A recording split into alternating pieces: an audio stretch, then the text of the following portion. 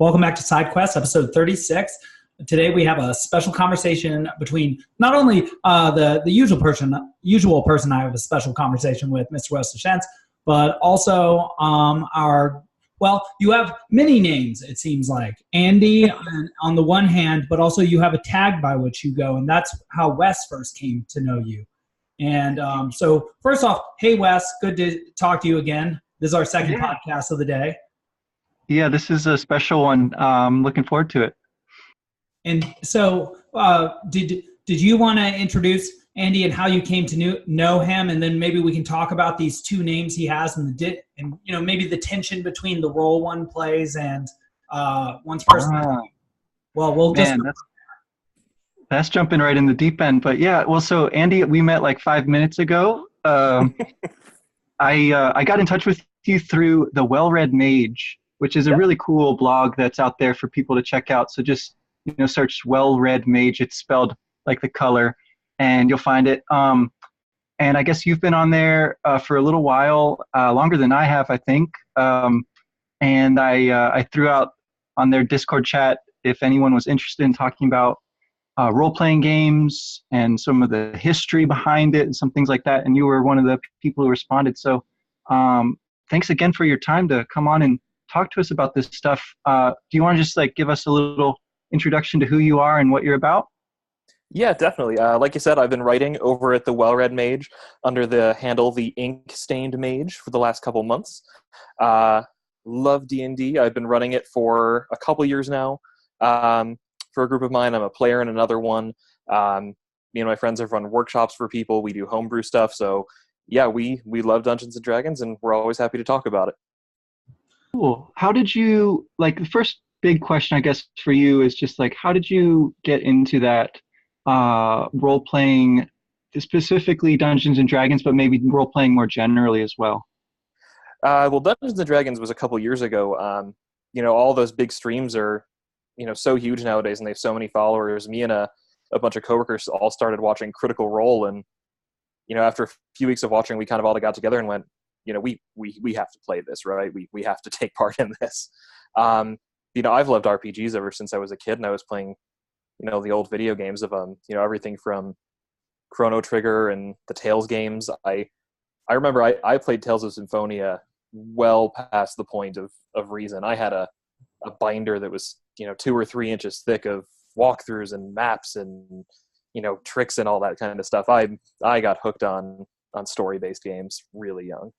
What is it about story-based games that appealed to you more than, say, a strategy-based game or a simulation-based game or a fighting game or an action-adventure game? I love them all, but yeah, the story-based games, it's, I grew up in a family that was very much about reading. We always had books as a kid. We were always taking to the library. We had, a bookmobile come to the end of our street every couple weeks. And I've just always been in love with a good story. My dad gave me Dune and Lord of the Rings when I think I was 10. So to start playing games, you start with Mario when you're a kid, and the story's pretty bare bones. Princess there, go save princess, thank you, Mario. But then when you play something that has this really deep, ridiculous, wonderful story in it, and it's not something you're just passively consuming, it's something you get to contribute to, and take part in and take on one of these roles. And then you start playing something like Dungeons and Dragons, where it's even more so, and you get to, not just run off a scripted narrative, but create your own. It's such an incredible experience.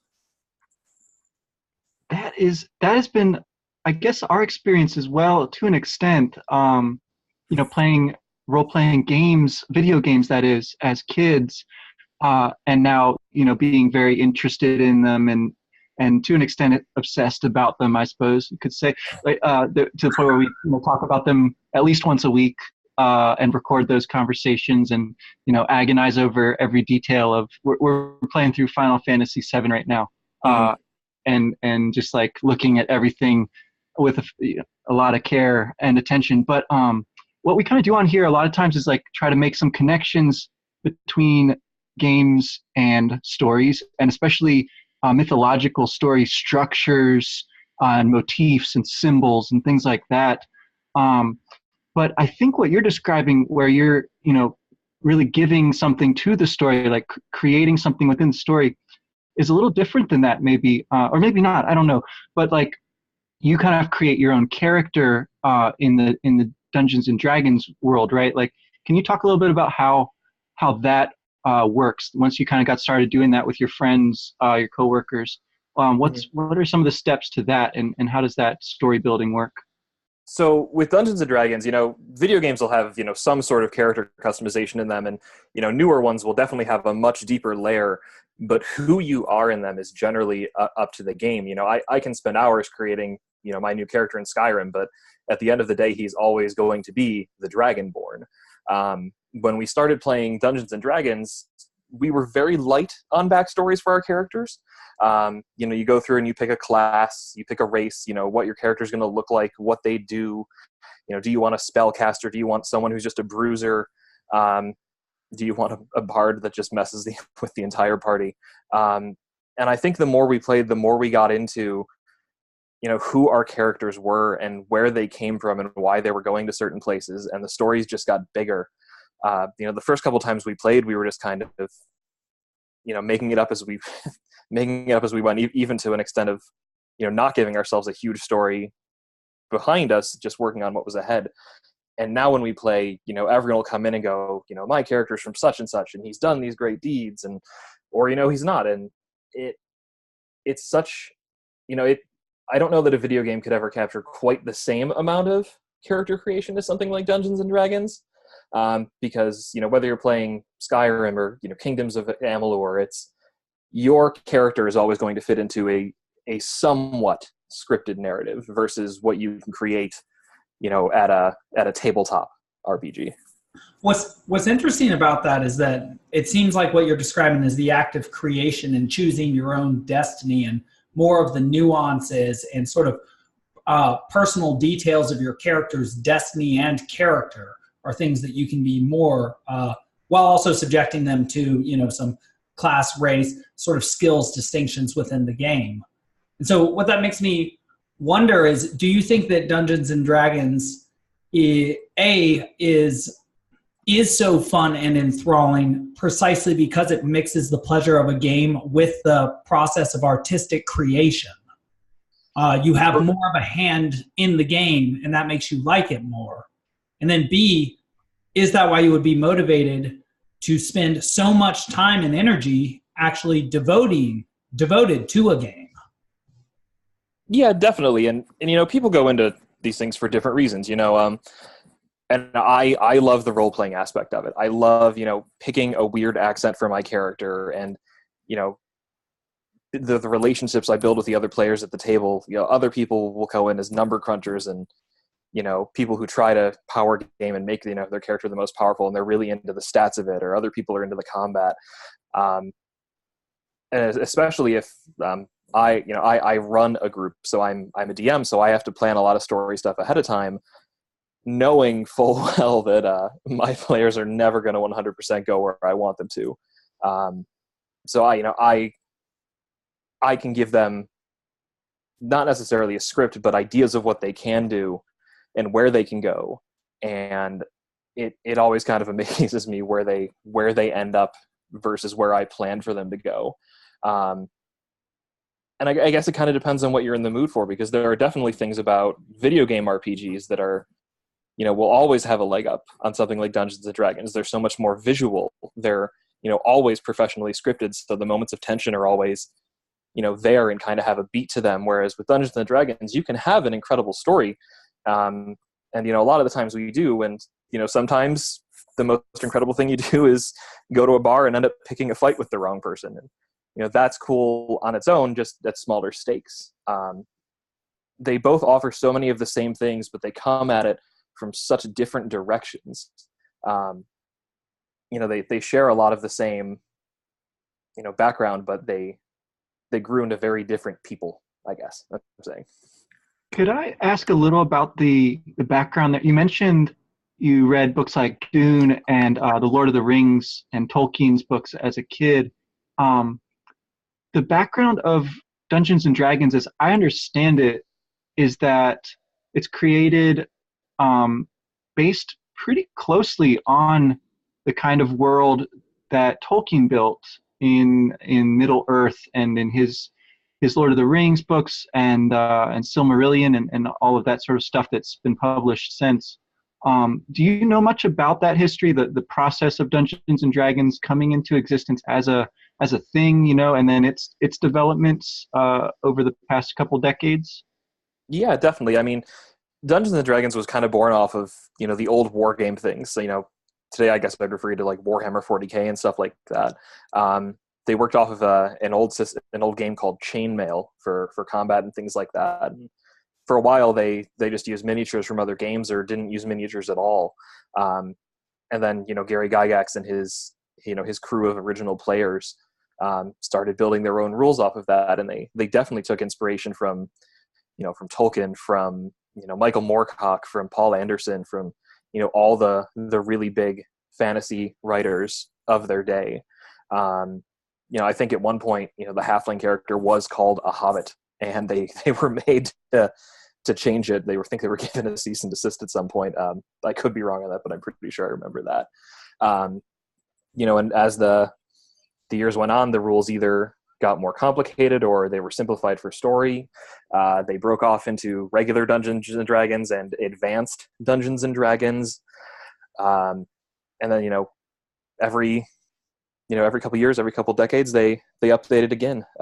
Right now, my group plays in 5th edition, which is newest for Dungeons and Dragons, but other people will play Pathfinder, which is basically D&D. It's heavily influenced by the rules. It uses a lot of the same rules. It just changes a few things around for a different play style. And everyone will play the version they're most into. You definitely don't have to play the most updated version to still play. All the old rules are still out there. I really love to hear that, especially because growing up, I definitely played Phantasy Star Online and Magic the Gathering. Oh, and many of those other, I thought Phantasy Star was not a great game, but it's still very addicting. But one thing I'm really interested in asking you about is, you said that what attracts you to Dungeons and Dragons is the role-playing element, is getting to put yourself in the shoes of someone else. And I want to understand a little bit more about that, while also having you speak to sort of the relationship between being a dungeon master, the person who creates and guides the game, and what it is that you do there, as opposed to somebody who just plays the game. And if you could just tell us a little bit about that. Yeah, there's a lot of the same things that go into it. It's just a dungeon master's role is always going to be, there's going to be a lot more work behind it. As a player, for instance, one group I'm in now is running a Ravenloft campaign, which is basically, haunted houses, vampires. It's all very Vampire the Masquerade. And, my player in it has a tragic backstory, and, he's a paladin who is bound by fate, and his race dictates, according to the book, that he's not a fan of the undead. And, the whole point of the campaign is to kill a big vampire lord. So you lean into that on the story, and I can just go in not knowing what's going to happen at all and, have fun with my friends and make stuff up and not worry too much if I don't really know what I'm doing, because I know I've got other players with me. Or, anytime we try to do something, it'll either work great and, my DM moves along pretty quickly, or we will catastrophically ruin something and my DM has to think very quickly on his feet. We were trapped in a haunted house a couple weeks ago, and it wasn't until I got home that I realized that we were looking for a secret passage, and we could not, for the life of us, suss out where it was supposed to be. And halfway home, I realized our DM left us really obvious clues, and he just must have been inwardly cursing all of our names very long and very loud. Because when you go in as a DM, some people will attack this differently. I'm sure people will give a different opinion than me. Some people, try to be an adversary to their players, and that's what they like and that's what they love. Other people, and that's generally my group style, will be to facilitate their story and to work with them. And, we won't tell them what's coming any more than the people in the world they interact with know. I'll have a list of, NPCs they might run into, or names I can make up if they go somewhere that I didn't expect. If I go in thinking, all right, there's a guardhouse and this guy's going to give them that bit of information, and they never go there, but they still need that information, I have to think on my feet, where they are, who else might be able to give them that so that they can still go where they want to go and still have fun, and jumble things around. So, most DMs will do a lot of prep beforehand, just to make sure they have, enough ready for their players to sit down and play for, 2 to 5 hours at a time. Which is why it's really great that a lot of campaigns, come in book form with most of the information there. The Ravenloft campaign I mentioned is one that's out of a book you can buy. Another game that we're in is entirely homebrew. So that's the one I DM, and that's, a lot more work because I can't really reference most books and go, oh, I can do that. But even if I am incredibly stuck, there's, amazing communities out there that put in, this isn't a whole campaign, but you can download this adventure or this plot beat and put it into your own campaign if you need something. So it's very much the difference of, planning and plotting, and it's almost like being a writer versus a reader, enjoying the story versus making it. Everyone's making it on some level, but, a DM will definitely put a lot of work into it and do a lot behind the scenes that the players will never see. When you say it's like writing a story, how much of it do you write out as, actual script or something like that for yourself? How much do you have kind of thought through, at least in your head? And when you have to change and go off script, how do you go about that? Like, how do you let on that you're kind of winging it, or do you try to say it in a way that it comes off as if, oh, this is fine, this is planned, this is okay? Oh, I try my very best to never break character, but no one's going to improv perfectly 100% of the time. I generally have, a couple pages written down of new stuff every night that I'll keep in front of me behind my screen. And then I've got my binder full of all the things I've already done. So, I know the places they've been. I know characters that they've seen before that I can bring back. And I'll have a couple pages that go, if they go here, I can do this. If they go here, I can do this. The shops have these items in them, or, things of these value. And based on whatever decision they make, I can kind of cross-reference all my charts and pick out, what I have ready for them. One of my last campaigns, the last time they left off, they were exploring the haunted basement of an opera house. And the character I had planned on them fighting turned out in their eyes to kind of be too much of a depressing, sad sack of a character to fight. Like they took pity on him, and I kind of had to go, well then, how do I make this climactic for them? And it totally derailed what I had in mind on that night. But ever since, I've had to come up with different story beats for them, and characters that I never thought would be, alive at this point have taken on, backstories and lives of their own. And they've gone from, it just being a one-off, one-beat thing before they go somewhere else to this huge bit of intrigue that they're about to stumble into. And they've got pieces of, and it's ready for them. But it's all came out of nothing when that session went haywire. So that's something I'm really interested in too, because it seems like with a more conventional video game and even a more conventional RPG video game, one is willing to accept the constraints of the game and the story and the fate of it precisely because they are already laid out for one. It's less work. But something you said about that's crucial about this game is the social aspect, is the fact that it brings people together into a space in order to do something that brings them so much pleasure that they're so motivated to do that they'll pay for, they'll spend time doing, they'll spend time preparing for. And so I just want to understand, what is it that you think it is about Dungeons and Dragons that makes it so pro-social? What is it about it that draws people in and keeps them coming back? It's just so unexpected. It's never the same thing 2 nights in a row.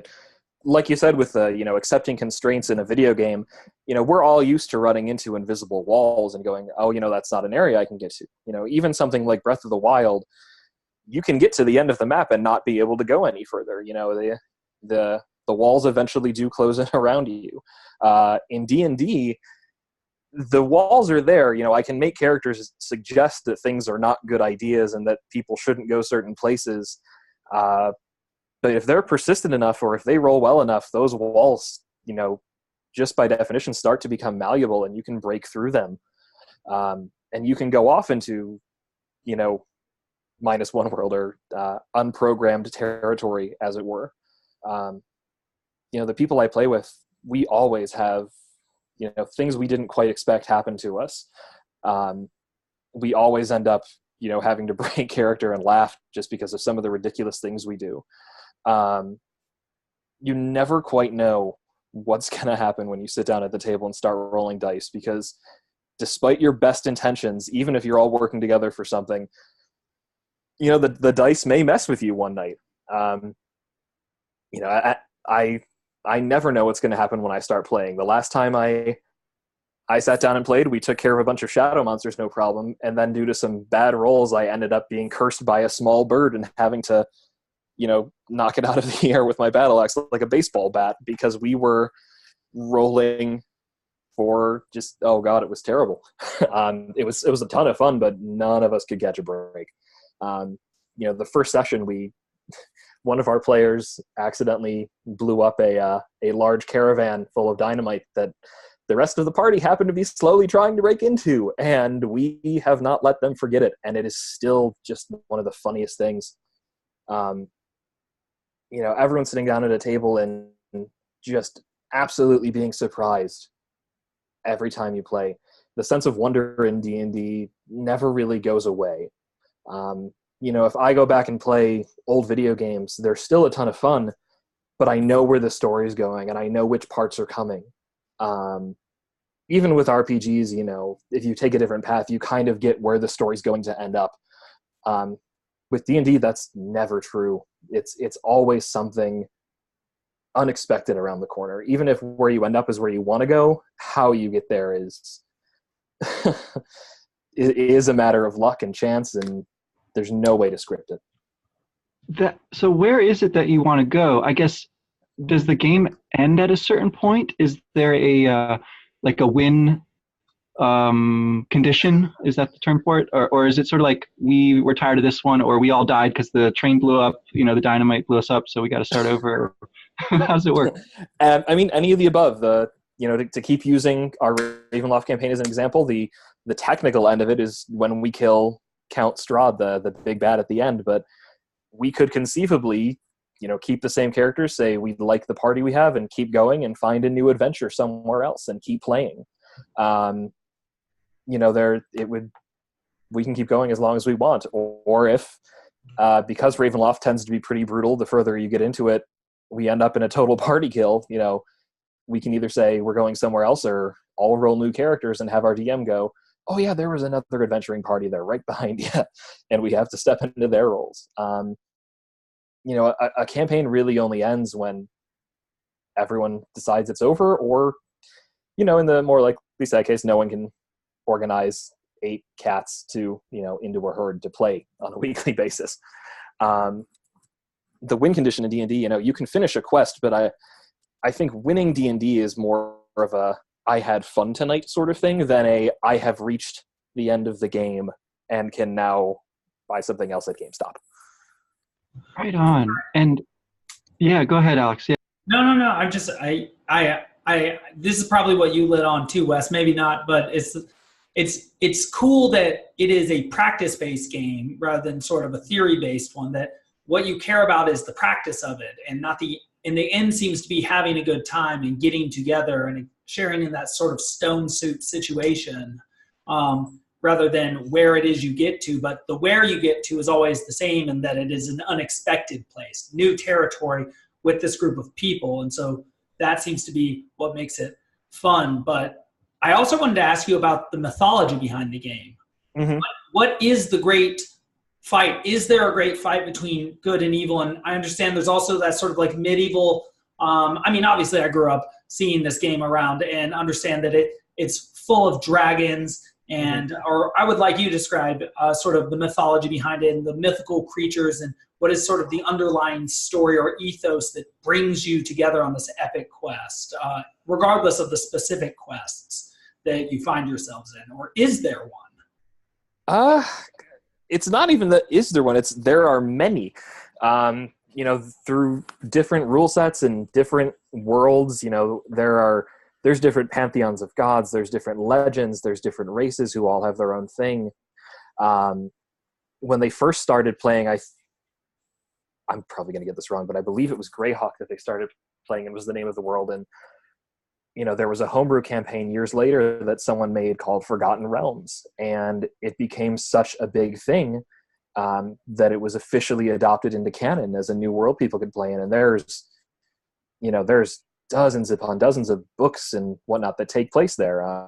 If you've ever heard of the character Drist Do Urden, the drow elf. Yes. I read 2 or 3 books about him. R.A. Salvatore, yep. Forgotten Realms was entirely a homebrew campaign outside the realms of official D&D, and it just became such a big popular thing that they accepted it into official canon. Critical Role is an entirely homebrew world that Matthew Mercer has helped create with his players. There are things that jump from game to game. You can pick a pantheon that's been around forever and put it into your world. Something like Bahamut the Silver Dragon is the Lord of Justice and things like that, and his eternal opposite is Tiamat, the 5-headed mother of dragons and chaos. It depends on what story you want to tell and where you want to go, who the what your creation myth is and who the big bad is. My homebrew campaign has because I am one of those people, has thousands of years of backstory and history that I've got lightly sketched out that I know. My players only know as much as their characters would, and there are things in the world that they can go to and learn and find new things if that's something they want to hunt down. Or if one day we decide to buy another book off the shelf and do Dragon Heist or Dungeon of the Mad Mage, it will have a different mythos built in of famous characters and epic stories. So it's another thing that's always changing depending on what you end up playing. Yeah, I think that was the question I was curious about, was also like how you guys decide what to play or what to, I guess the community that you've created is kind of a pre-existing one. It sounds like you know these people from before, but how did you guys get together, and do you do some like proselytizing, like to bring in some new players once in a while? Do you have to like teach people and like kind of show them what this thing is? Do you have maybe ambitions to craft a story that other groups would use at some point, and how do you go about sort of sharing that? What's some more of this kind of social dynamic could you sketch out? Yeah, that's that's something that the internet and technology and just making ease of communication such a huge thing, I think, has really helped the boom with D&D. With my group, like I said, we started watching a stream of a show called Critical Role, which is a bunch of voice actors that play D&D, and it's an entirely homebrew campaign, and they're phenomenal. And we all got the bug, and we all work in a bookstore, so we picked up the books and looked at a bunch of the different pre-made adventures, and the Ravenloft campaign, which is called Curse of Strahd, sounded extraordinarily fun to us, so we all went, let's do that one next. And then when we finished, they released a new book last year called Dragon Heist that we're all really excited to get into, that we've all kind of decided who and what we're going to be playing in that one next. There is a bit of a barrier for entry, but it's nowhere near as high as hesitant players might think it is. I always looked at those books and the character sheets, and I just went, there is just so much going on there at once. How does anyone ever figure out how to play this? And then you sit down with the books for an hour, or with someone who's played before, and you realize, I really never have to count past 25. Why did I ever think this was so difficult? There's a lot of moving pieces, but once you figure out, once you've played once or twice, or you've had someone who knows show you, it's really not a difficult game to learn. And because we all got so into it and so excited, we would see people looking at the books on the shelves and tell them how great it was and how much fun it was to start playing. to the point where we started, between me and the DM of my other campaign, we both work at the store. We started running a workshop, and we had people come in, that were 6, 8, 10 with their parents, just looking to figure out if it was something they'd want to do. And, we'd have people in their 40s and 50s going, yeah, I played a lot back in the day, and I'm looking to get back into it and learn the new rules. And to the point where we were running a group of, 30 people, trying to get them all set and ready. And it's thrilling to play on your own, but it's so cool to watch a bunch of people get so into it and into their characters, and little kids just running away with their imaginations and starting their own thing. And I think that's where a lot of the community comes into it. When we were all younger, the internet wasn't a thing, or was just starting to be a thing. And if you didn't have 5 or 6 friends that wanted to do the same thing as you were kind of out of luck. But, now with things like Twitch and Roll20 and a lot of the open source rules being available online, one of my coworkers at the store had a campaign for a while where she was the only person in her state that was in her campaign. There was someone on the East Coast, someone on the West Coast, I think someone in the UK, and someone in Australia that was, her party. And I'm sure time zones had to be incredibly difficult to manage, but they got a game going with people they never would have otherwise met without ease of communication and such a voracious group of people who wanted to play this incredible game. So Andy, that makes me wonder, because it sounds like the mythology is progressive and ongoing, and sometimes takes interesting tangents based on whether it's made by the game developers in book form or sort of takes on a life of its own by the fans. And it seems as if both those points of entry, as long as it's fun and coherent, seem to be acceptable to the base and the sort of, I guess you might say, the standing business that produces the games. And so what I'm sort of wondering is, where does the game excel? Where does Dungeons and Dragons exist?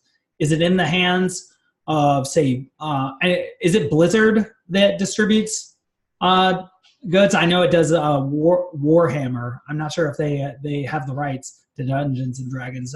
I'd be interested to that's Wizards of the Coast. Wizards of the Coast. Okay, yeah. And do they still distribute that magazine that tells the values of specific Magic cards and things like that? I recall that when I was. Oh, goodness. I do not know anymore. Wow, I would have to check on that. I know. Wow, that used to be a big deal to me. Oh, man, memory lane.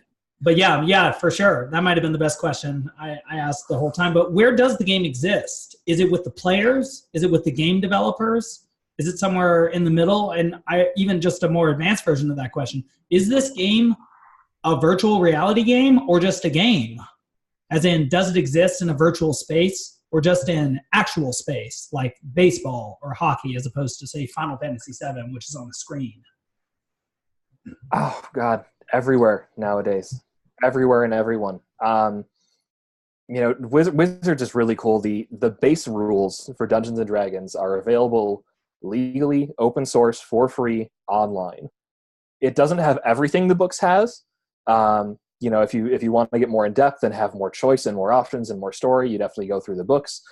But if you're not sure and you don't want to yet pay $50 for a book, you can go to Wizard's site and download the open source beginning rules and start playing. Or you can buy their starter set, which has, pre-made characters, dice, an adventure for low-level players, ready to go out of the box for $20. And then there's just incredible communities that share homebrew stuff. If you go to someplace like Drive-Thru RPG or D&D Beyond or Roll20, you can find just thousands and thousands of new characters, new stories, new items. Just a never-ending, infinite amount of content that's designed by them. And the people who make D&D, they're, as far as I've seen in the community, so behind that, and they love to see people playing.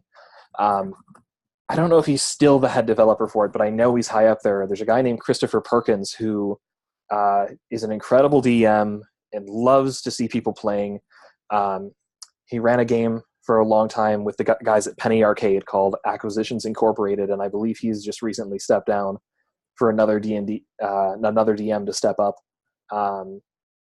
It's such, it's always going to be a business because it makes money. There's so many cool things with it. I'm sitting next to a collection of D&D minis that is probably worth far too much money that I've spent on them. But it's definitely worth it. And you can play campaigns. We do the tabletop. We have a grid. We have maps. People make 3-dimensional. People make 3-dimensional maps for them and pieces that you can put together, or you can play online. And they do have digital grids and digital things where I can log in with anyone, and my whoever the DM is will move things around on a screen on their computer, and I'll see it move on mine. It's not high fidelity graphics. It's just, images on a grid board, but it can be anywhere. There's D&D board games, there's books, there's everything D&D. It has exploded. It is everywhere. What's the kind of outcome of all this then? What do you see coming in the future as sort of more of the maybe things made by people reach one another without necessarily going through the company, Wizards of the Coast or its affiliates? Is this going to be something that they continue to innovate and they sort of stay a step ahead? Is it something that you think is going to change as technology continues to rapidly, permeate everywhere? Is it going to be something that does kind of go away from the tabletop and goes onto the tablet or the smartphone or whatever, the screen, the ubiquitous screen? Or what do you think will kind of play out as we go, down the line here? I think it's like books and ebooks. Ebooks are a thing that everyone, not everyone, but a lot of people were very against because, they're going to kill books, or nothing's the same as a real book. And they're right, nothing's the same as a real book. But, ebooks put reading into the hands of people that had never owned a book before, who, never wanted to carry one around. And books are never going to go anywhere. Their sales are up versus, before ebooks existed, I think. And I think it'll be the same thing with D&D. It's great to see it, go on to the computer and tablets and phones and that. I definitely know for a lot of my characters, I have a spell book on my phone, so I don't have to flip through my book every time I'm looking for my specific spells. And I can Google a rule if I don't want to, break flow of the game to get one specific thing that I don't want to make a judgment call on or don't feel comfortable making a judgment call on. And it's introduced so many more people to it. And then at the same time, there's just something about sitting around a table, with 5 or 6 of your friends, or even just people you've never met before, and, doing it together and doing it live. It's something where I think there's definitely room for both of them to coexist and to make each other better, and to get more people playing than ever before. It just grows bigger every time I look at it, and I hope it never stops growing. So what is it, since you've started playing, that you've learned about yourself that you didn't know before? Oh, man. Oh, boy. That I am a goody two-shoes. I am definitely never the character who is ready and willing to go rogue and go evil on the table. I'm always the voice of reason in the background who is going, maybe we shouldn't kill our own party member just because the priests want to give us something cool in return for that. Maybe we should think that one through. That I have a ridiculous, incredible group of friends who are willing to be just as off the walls and completely not caring about how they look, sound, or act at the table, if it contributes to the fun. I see how much work goes into it. If I open my D&D folder on my computer right now, or go pick up in my binder, I've probably got dozens, if not hundreds, of pages of stuff I've tried to put together for players, or notes I've taken in other campaigns. It's such an incredible creative thing that if you are a creative person and you need something different, or you're not doing your own thing, whether that's, writing or podcasting or shooting movies or whatever, often enough, it's such a great creative valve. And it's something that if you go through it's, I hate to use the word addiction because that has all sorts of negative connotation, but it's definitely something where if you go weeks without it, you get twitchy sometimes. You can look at your friends and go, we need to find a day because I'm losing my mind without having played a day in this campaign in this world, because it's just so unlike anything I've ever done before. I've been a gamer since I was a little kid. I've got hundreds of books. I love these things, and some of them have certain things on D&D. They cater to a different creative part of me or a different part of me that loves stories. But there's nothing that is quite like what D&D can do. I love putting homebrew content out there now because I've used so much from other people that I found on Tumblr or whatever D&D website. And it's great putting something out there or teaching other people. I never thought I'd enjoy teaching other people so much as I do, and getting them hooked on the game. And kids or parents come back and tell me about their sessions at the store, and it's just so cool to be part of this legacy that's passing on to a new generation now, and to just have one small bit of it be something that's passed through mine and my friends' hands is unreal. Man, that is wonderful. So that teaching thing was going to be my last question here before I let you go, and maybe Alex has got something to close with. But what about the role of this in an educational setting? Do you see this as something that could work well for kids who otherwise are not about school? Do they learn some kind of concrete skills, or could things like that be incorporated skillfully so they don't really notice it, but that they're learning to read and to cooperate with one another and that sort of thing? Is that something that's maybe already out there? I'm sure people have already thought about this. 100%. I definitely know people that, there are schools that run D&D clubs. There are teachers that use it in the classroom at, basic math and reading comprehension and critical thinking and cooperation and confidence. D&D will teach you all those things. You might not pick up on it, but it's there. It's not necessarily fun to sit down and add numbers together on paper, but when you're rolling dice and, whatever math you come up with could be the difference between, getting your character's skull caved in or beating the dragon and finding his treasure. Math suddenly is very exciting.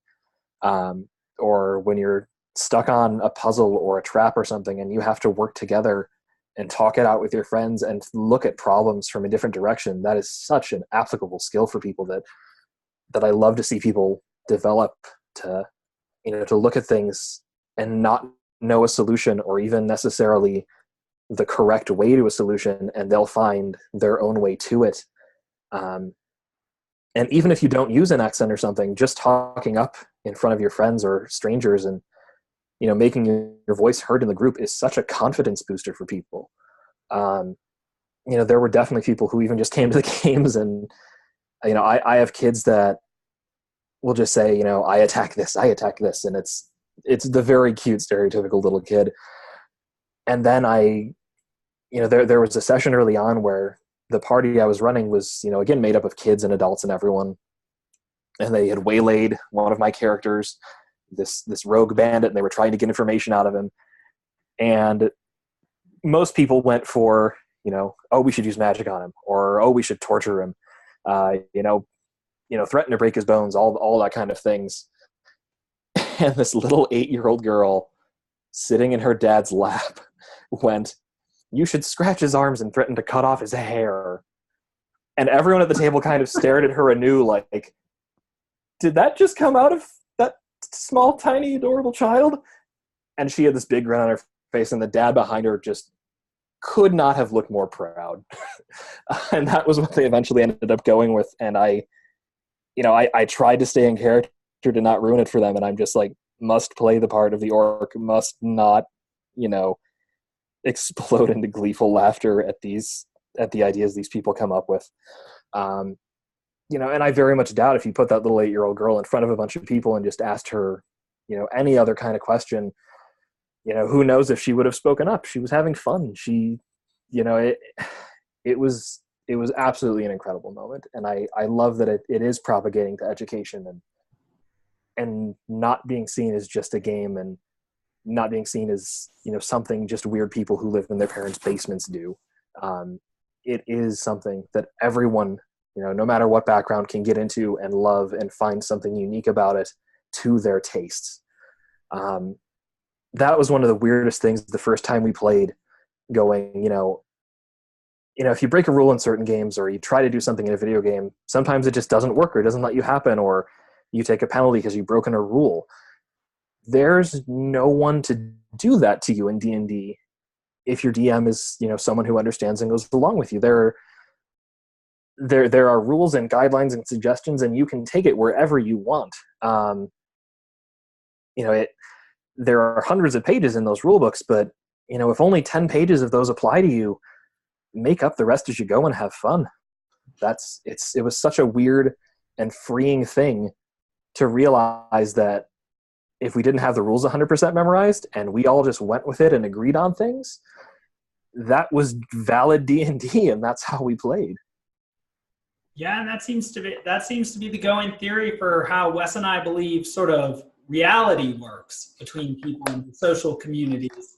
And so It's very interesting to hear you say it that way. And I think that is a great question to end on. But I want to see if I can impose, speaking of constraints, impose one major constraint on you and see if you can overcome this, or if we're going to just end with sort of a fatality and a 10, 9, 8, 7, 6 cascading series of numbers with a warning that we need to pump some more change into the machine. But you're making me understand that there are things more valuable, or at least also valuable, alongside actual wealth and capital. And it's like, so many people spend so much of their time producing capital and like money and during the course of their day. That's what a lot of work is, producing goods. Yeah. This seems to be like a whole nother sort of effort, like sort of a moonlight effort where one embodies a story where one invests one's time and energy with other people in order to produce something else.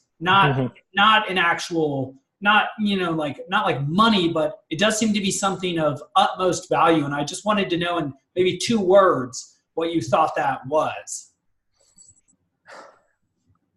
I'm going to cheat and use a few more words, but I'll say an experience that's good for the soul. Yes.